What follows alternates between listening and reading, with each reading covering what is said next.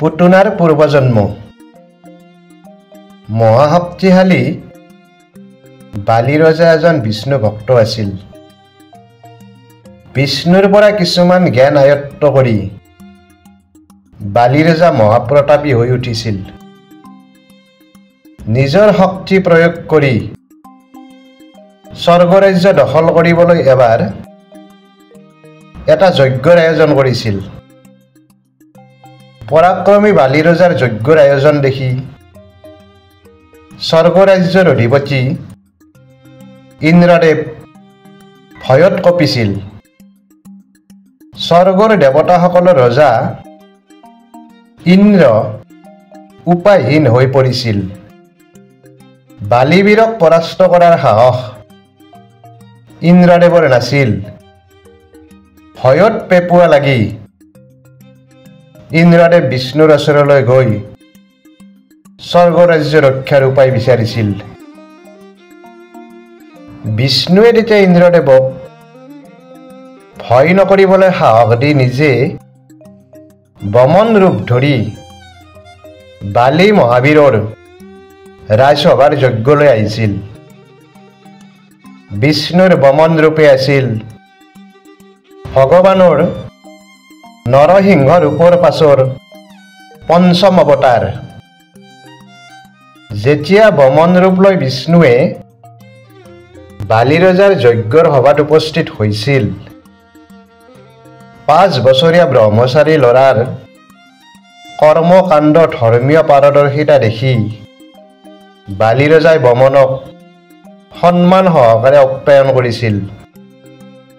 অতি ধুনীয়া বালক, তীক্ষ্ণ চতুৰ জ্ঞান আৰু ব্যৱহাৰে বালি ৰজাৰ লগতে যজ্ঞত থকা সকলোকে আকৰ্ষিত কৰিছিল। বালি ৰজাৰ ভনীয়েক নাম আছিল ৰত্নমালা। ৰত্নমালাই বমনক দেখি বমনৰ ৰূপত মুগ্ধ হৈ বমনৰ ওচৰলৈ গৈ কৈছিল, হে মহাজ্ঞানী ঈশ্বৰতুল্য বালক, তোমাৰ আচৰণ, ৰূপ আৰু জ্ঞানে মোৰ অন্তৰক জাতিষ্কাৰ কৰি তুলিছে। তুমি মোৰ পুত্ৰ হ'ব নোৱাৰানে? মোৰ স্তনৰ গাখীৰ খুৱাবলৈ তোমাক বৰ মন গৈছে। সন্তানৰ বাবে মাকৰ গাখীৰৰ বাহিৰে পবিত্ৰ খাদ্য একো হ'ব নোৱাৰে। বমনে তেতিয়া ৰত্নমালাক কৈছিল, হে মোৰ মাতৃতুল্য দেৱী, মাতৃ নহ'লেও আপুনি সন্তানক মাতৃৰ গাখীৰ খুৱাই সন্তানক যিধৰণে মৰম কৰাৰ প্ৰয়াস কৰিছে, আপোনাৰ আশা পূৰণ হ'ব। এই ক্ৰেতা যুগত নহয়, দ্বাপৰ যুগত আপোনাৰ আশা পূৰণ হ'ব।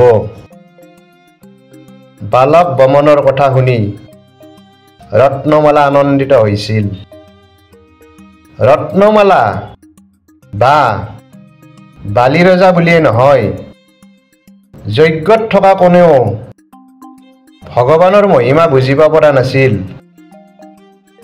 বিষ্ণুৱে যে বমন ৰূপ ধৰি বালি ৰজাক বশ কৰিবলৈ যজ্ঞৰ সভাত উপস্থিত হৈছিল, কোনেও বুজা নাছিল।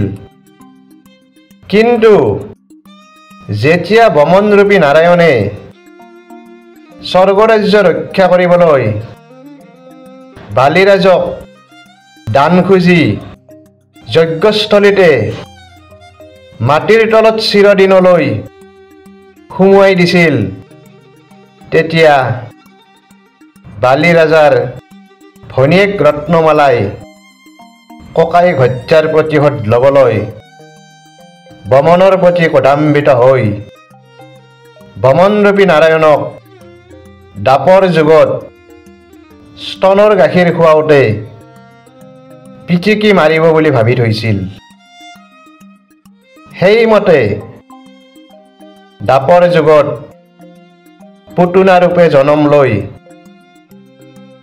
ক্ৰেতা যুগৰ ৰত্নমালাই বালক কৃষ্ণক গাখীৰ খুৱাই হত্যা কৰিব খোজোতে নিজে কৃষ্ণৰ হাতত মৃত্যুবৰণ কৰিছিল।